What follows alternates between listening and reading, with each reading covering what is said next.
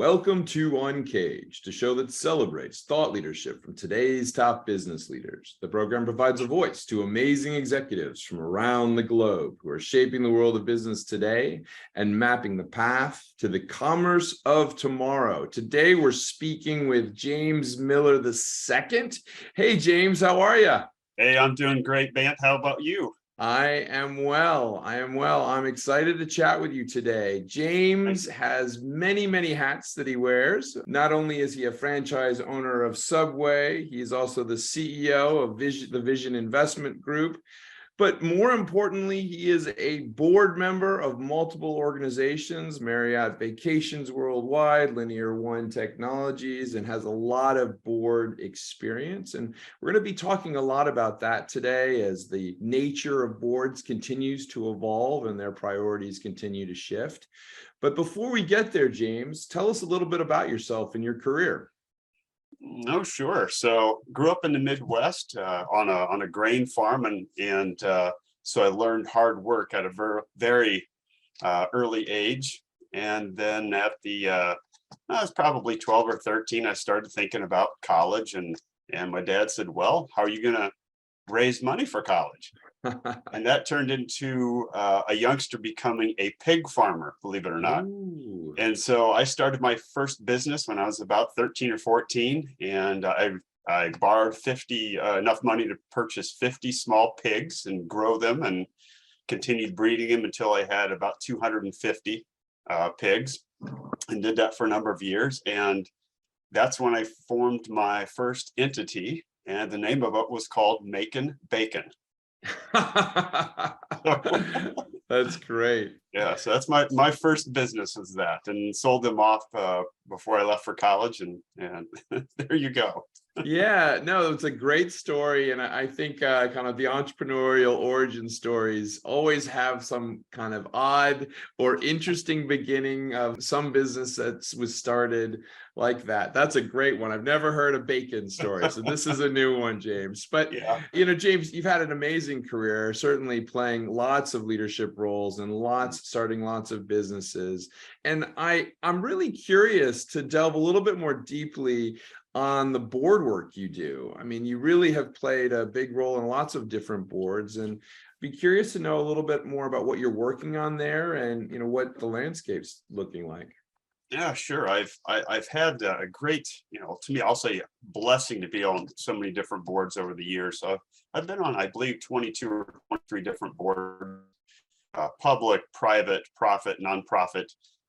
And I've worked with franchisors, franchisees, and of course, there's been some large brands. And you mentioned Marriott Vacation Club. So I've been on a couple of different boards there, still remain on a couple of boards that some of their properties went from Starwood, Westin brands, over to Vistana, which was then bought out by Marriott. Now there's a couple other tweaks and turns coming in from their portfolio called Abound. So a lot of different avenues, but yeah, the board work has been incredible.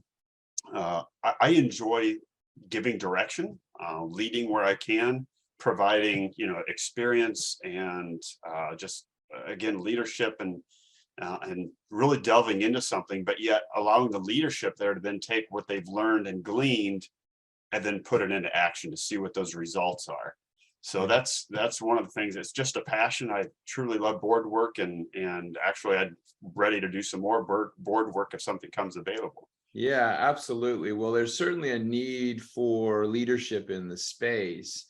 Over the last couple of years, I'm in a couple of organizations. One of them is called Chair X, which is really kind of a grouping of chairmen, and where we all kind of talk about our woes of difficulties of managing boards. But I think it's been an interesting moment over the last couple of years with boards. And I'd just be curious to hear your thoughts on the types of topics and themes that are really coming to the forefront right now. Well, obviously, you always have some of the crucial ongoing, things. Obviously, our economy is a big one. Our environment around us in regards to taking care of our environment, our physical and natural environment. Some of the ones I've been working with on, say, the Marriott Vacations and so forth, is helping those boards and leadership within Marriott understand what are the needs and wants and desires of, say, like millennials and Generation Z coming up behind them, because what they desire in a vacation resort or in a trip or an adventure is completely different, say, than Gen X or Gen Y. And so it's one of those things where, again, if you stand still for just a moment, someone is passing you by. You cannot stop changing. And that's what a lot of our focus is on right now.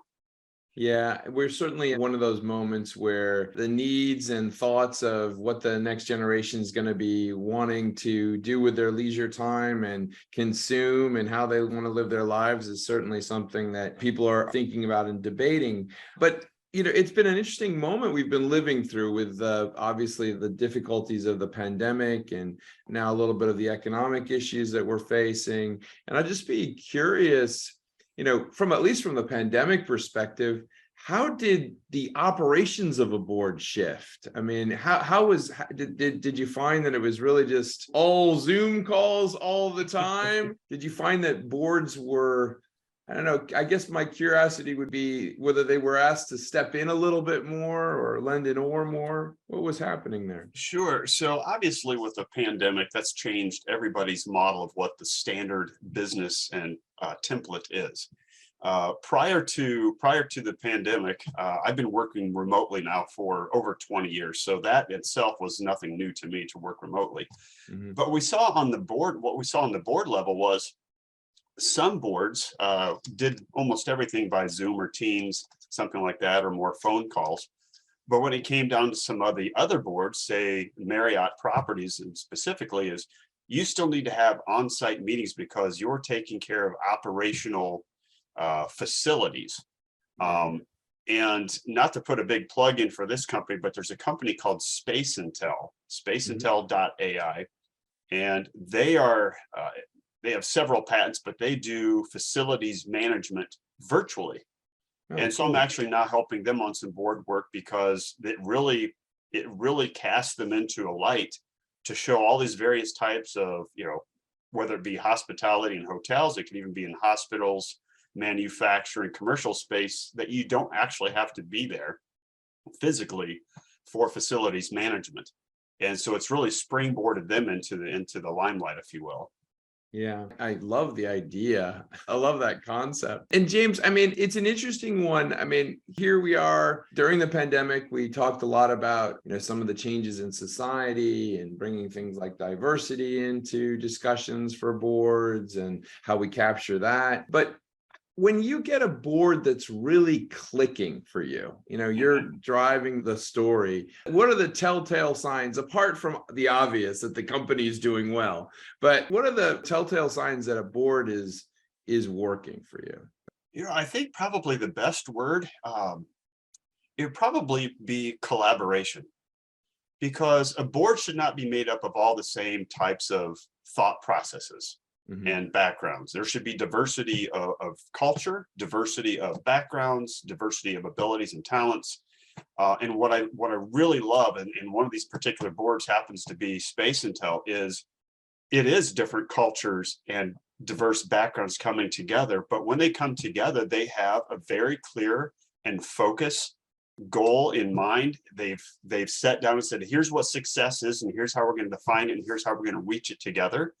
And even though there's still going to be the iron sharpens iron type of conversations within those board meetings, at the end of the day, or the end of those meetings, it's still, we are together in this together. We're one. And even though there's many members, we are still one working together. So I love, collaboration like that. Yeah. I love the word collaboration in that context. And certainly you've been a participant and on and led boards of companies of really all sizes. I mean, some of these organizations like, Marriott Vacations Worldwide are massive groups, and others like the one that we're discussing right now are emerging businesses. And just what's the nature of the different types of boards that you have at the different stages for businesses? Oh boy. So give you an example, again, being in the Subway franchising business, and also having a chief marketing officer hat in my portfolio a couple of times. one of the first boards I ever joined was back in early 2000s. It was a local marketing board for Subway, for local area franchisees. Hmm. And then that grew once Subway corporate found out about some of my background experience in marketing, ended up on a national board for a Wow. number of years. And we oversaw the marketing and advertising for the United States, Canada, and Australia. I'm still not sure today why Australia was brought into US and Canada, but it was fun, right? And that was part of the job. And so in the years that I served, one of our claims to fame, at least as a team, was the $5 footlong event was what Mm. our board came up with, and which was obviously a significant game changer in the QSR industry and for Subway. Yeah, I mean, that was an epic change and really was the beginning of quite a run for Subway for a while. I love the fact Australia has been lumped in there. It's funny, there was a moment about 10, 15 years ago now where I think it was BCG, the consultancy, had this whole new strategy of how countries or groups should be clustered. So instead of doing it the way many companies do it, normal companies do it, which is, regionally, right? Europe, they said, well, actually, certain countries have characteristics that are similar, therefore we'll cluster it together differently. Anyway, I remember it at the time being part of a group where I was in charge of Japan, Brazil, Germany, and India, I think. And I turned to my boss at the time and I said, listen, you do realize this makes it impossible for me to sleep, right? You do realize these countries may have the same characteristics, but they kind of defy, the human ability to be awake all the time. So, Ben, over my career, I've seen thousands upon thousands of job descriptions and resumes, and I don't think the word sleep is ever listed in any of them. Yeah, there you go. Yeah, not a priority for most companies. Absolutely. Well, listen, I mean, James, we're at an interesting moment now going into 2023. There's been a lot of discussion about the economy, the global economy, and its health. And I think we're seeing some good things, some bad things. But how do you think this is going to affect the nature of this year and how it's going to flow? I actually believe, I think you're going to see a couple of things. Obviously, I don't know that the federal government really wants to say the word recession yet, but it's obvious that we have recessionary items and things that are happening out there. We're seeing that. But I always look to see what are we going to glean and gain and learn from that period, right? Mm-hmm. I mean, people start tightening up the ship, if you will.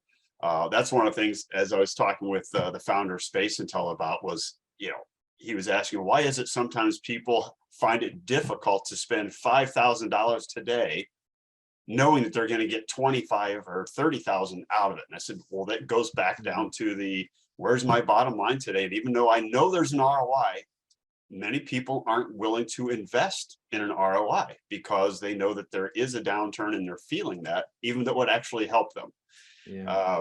Somebody told me this story, but I think it was maybe Clorox bleach or somebody during a depression or something, and they just continued to advertise no matter what and became the leading brand during that period and still are today. And I thought, well, that's a great story to learn from. Yeah. But I think the other thing too we're seeing is there is going to be that shift in labor. The labor pool has been dire. I think that's about the best word I can use. But we're now starting to see, at least in the QSR industry, more people coming back saying, yes, you know what, I do need a job. And my COVID funding has run out. And it's time for me to get back into society and be helpful there. So I'm really positive about 2023 and what it's going to bring, especially starting probably in Q3. Well, I think about the point you made early on today, which is really about collaboration and kind of that topic you just talked about, which is really balancing the short-term objectives and the longer-term objectives, the short-term budgeting versus the longer-term budgeting. That's always a challenge. How do you find a way around some of those blocks that appear sometimes where someone's like, well, we can't spend $1,000 on this, or Well, I think it goes back to, are we going to be thinking about today, or are we going to be forward thinking, Yeah. right? Uh, and how we react to recessionary strongholds really is going to define where we're going to end up post recession. Mhm. And I love this quote. I think it was Henry Ford who said, "If you always do what you have always done, you'll always get what you've always got." Well, as bad as a recession can be, it also forces us to make changes. Yeah. And sometimes those changes are absolutely necessary for us to be, better in the future. So why not start taking those steps, looking out, 6 months, looking out 2 years, and determining, okay, what do we have to do for the recession, through the recession? Yeah. But what do we want to be when we come out on the other side? And Right. start taking those steps today, even if it's going to be another year or 2 years before we're at that point. Yeah, that's really, really wise. I see that as always the interesting challenge where you'll see the operating leaders of the company very focused on just kind of like looking at that tree right in front of them. And it's their job, they've got to manage that. But I think the board really can help provide that perspective on where you want to go and perhaps find that middle ground. James, it's Right. been amazing talking to you today. If someone wanted to learn more about what you've been working on, where's the best place to reach you? Well, obviously, whether it be cell phone or email or something like that, I love to talk with people, and that's how I learn about positions that are open or teams needing help. Or I mentor a lot of young business people because they're our future of our economy and our political system and so forth. And so we want to, so to speak, raise them right, Yeah. and well-rounded to understand all cultures and types and businesses, and because we will be relying on them in the near future. So I want to be as helpful as I can. I think I have the name of your autobiography. It'll be From Bacon to Boards. How about that? How about Hey, there that? you go. I don't know who's going to buy it, but I'll buy one copy. My mom and dad will be on the list for buying a copy.